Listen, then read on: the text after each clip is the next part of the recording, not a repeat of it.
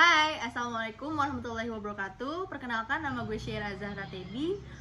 Gue mahasiswa Ilmu Komunikasi Tantra Ebeng University. Dan di sini kita akan membahas soal vaksin COVID-19, yang dimana kita akan diskusi nih dengan salah satu narasumber kita yang bernama siapa? Ojan. Ojan. Oke, Ojan dari mana, Jan? Dari Rempok. Oke. Dan langsung aja teman-teman, kita langsung diskusi tentang vaksin corona. Oke, sebelumnya gimana kabar lu, Zan? Baik nih, alhamdulillah. Alhamdulillah ya. Oh ya, sebelum kita masuk ke pembahasan lebih dalam, lo tau gak sih vaksin corona tuh apa?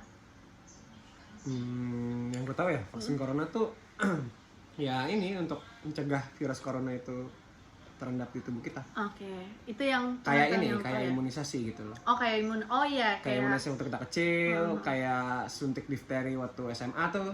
Kan pernah tuh suntik difteri untuk metabolisme tubuh. Okay. Ya. Berarti kalau vaksin corona ini lebih ke imun untuk mencegah corona gitu ya?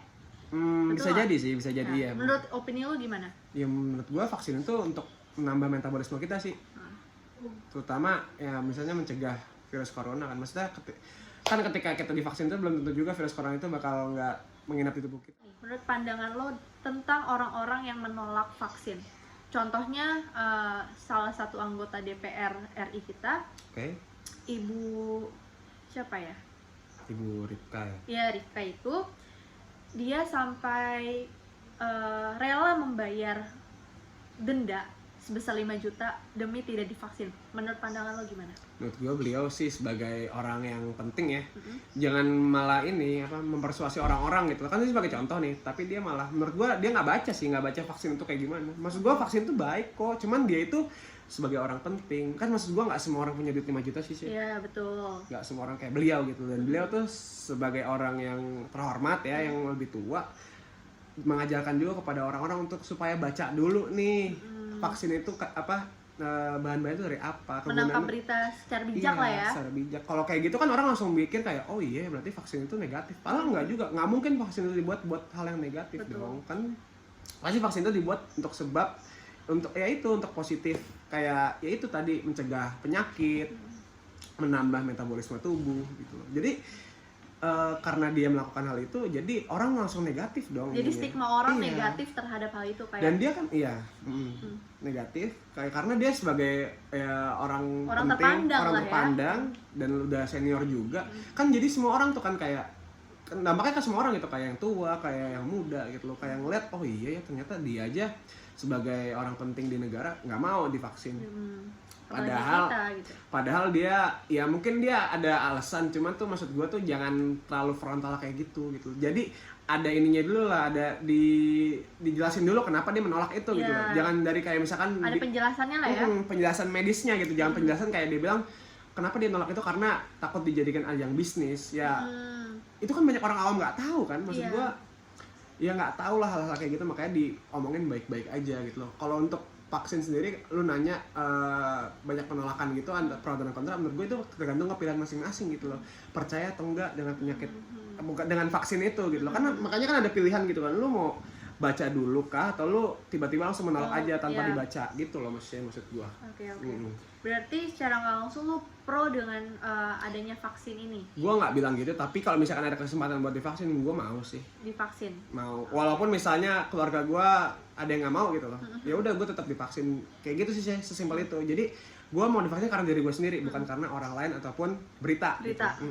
Tapi sebelum lo divaksin, lo ingin mencari tahu dulu nggak secara detailnya ya tentang vaksin ini tuh apa? Kan banyak nih jenis vaksinnya, ada Sinovac, ada apa segala macam. Nah, lu mau mencari tahu dulu belum? Iya, nah itu disitulah pentingnya membaca gitu kan. Jadi kita tahu dulu nih, dan kalau perlu kita tanya sama saksi hidupnya yang pernah divaksin misalnya, biar lebih percaya aja. Nah, ke pembahasan itu ya, banyak nih orang yang udah divaksin dan ada berita setelah divaksin dia kejang-kejang, ada berita yang setelah divaksin dia jadi sakit segala macam. Nah, itu gimana?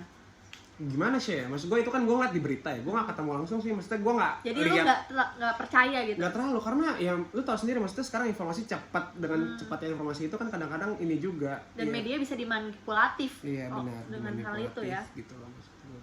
Jadi kecuali kalau misalkan itu tetangga gue gitu, gue ngeliat langsung gitu, mungkin gue akan percaya gitu loh. Tapi kalau itu dari berita ya bisa jadi kan itu berita penyakit apa gitu. Iya betul. Bukan ya karena berkaitan dengan vaksinnya itu, makanya jahatnya media itu ketika ada mau berbuat, kan vaksin itu kan hal yang baik ya, maksudnya untuk mencegah mencegah penyakit, menambah metabolisme tubuh. Ya ada aja kan berita-berita yang negatif tentang itu, wajar sih saya, maksudnya kayak setiap ada sesuatu yang baru yang apalagi ini mencakup manusia ya, maksudnya kehidupan manusia ya pasti ada aja yang nggak suka gitu loh. Contohnya kayak berita-berita itu, makanya gue nggak mungkin gue ini sih bakal tetap gue cari tahu gitu loh, kayak berita-berita ini kayak misalnya ada orang kejang-kejang segala macam pasti gue lihat gitu loh. Cuman ya gue kayaknya nggak goyahin kepercayaan gue tentang vaksin sih gitu loh. Okay. Jadi intinya sebelum kita menangkap suatu berita atau menanggapi ya sebuah opini seorang, mending lebih baik kita tuh cari tahu dulu secara detail ya kan. Terus menanggapi sebuah berita dengan bijak gitu, jangan langsung nangkep lah ya. Dan perihal vaksin ini mungkin balik lagi ke manusianya masing-masing gitu. Iya, karena itu kan pilihan sih. Pilihan semua. Nggak ada pemaksaan ya, itu kan makanya orang mungkin jadi malas tuh karena ada paksaan kayak denda segala macam. Gitu sih. Jadi ada pressure kan di situ, ada tekanan. Mungkin karena keterbatasan waktu juga, boleh langsung closing statement aja. Pesan-pesan untuk masyarakat di luar sana perihal vaksin ini. Menurut gua kalau kalian mau tahu tentang vaksin ya kalian cari tahu sendiri gitu. Udah kesebar banyak kok berita segala macam. Kalaupun kalian kebenarannya itu kurang terungkap gitu ya, kalian bisa baca juga yang berita di luar negeri, jangan dalam negeri aja. Kadang-kadang kan berita dalam negeri itu berdasarkan translate dari berita di luar negeri. Ya kalau kalian mau lebih dalam lagi kaji, ya udah jangan dari satu sumber doang. Jadi jangan cuma baca satu berita aja deh, pesan gue. Jadi lu banyak nih, maksudnya lu banyak baca banyak berita, dan lu itu jangan gampang telan mentah-mentah gitu dari satu berita. Lu harus banyak kaji berita aja sih. Jadi biar lu nggak gampang ini terprovokasi hoax gitu. Oke, baik teman-teman, diingat ya bahwa kita jangan menelan mentah-mentah sebuah berita yang kebenarannya itu belum pasti gitu. Oke, makasih banyak udah nonton video ini. Gue Syera pamit undur diri dan Ojan. Dadah, assalamualaikum.